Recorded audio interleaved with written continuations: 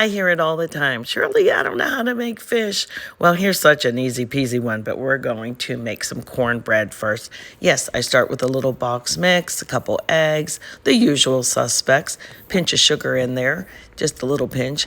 The oil is for the pan, my cast iron skillet. Sometimes I'll use a can of creamed corn. And then I like to jazz things up, of course. Just look in your pantry and your fridge, see what else you have. But don't forget the jalapenos if you're in our house. So let's go.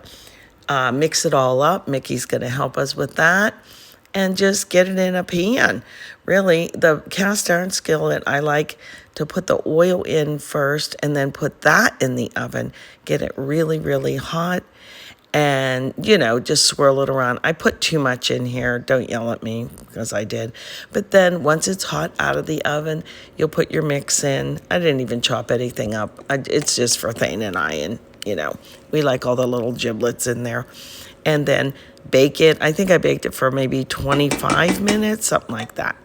But seasoning, I just use flour, Old Bay, salt and pepper, and garlic salt. But throw in the flour a little bit of cornstarch. Then get it in the pan. Don't use an egg wash or anything. Just press the fish in there. Look at our cornbread, how golden and wonderful it is. And when you cut it, you see all those good giblets in there. We didn't even need butter at the table for that. And here's our little indoor picnic, leftover potato salad, coleslaw. I had some beans, some zucchini. We just mixed it up.